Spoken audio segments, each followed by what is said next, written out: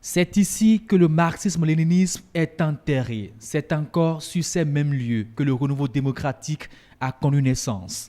La grande salle de conférence de l'hôtel PLM Alejo.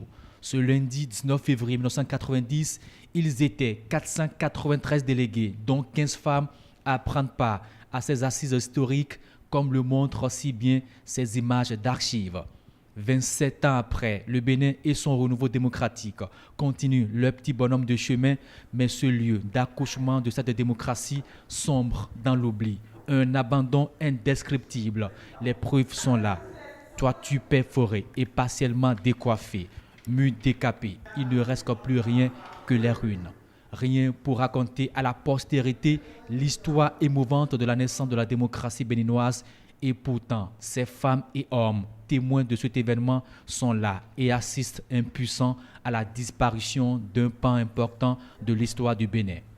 On pourrait dire que c'est grâce à cet hôtel que le Bénin a évité le pire pour ses concitoyens. À l'intérieur de la grande salle poussent des herbes. Des autres locaux servent de magasins pour les documents électoraux. Au dehors, c'est un spectacle désolant qu'affiche ce haut lieu de tourisme, ce patrimoine abandonné.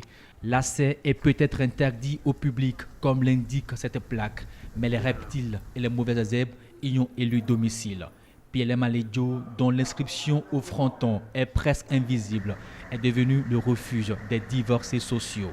Ces images frisent la volonté manifeste d'effacer une page importante de l'histoire du pays.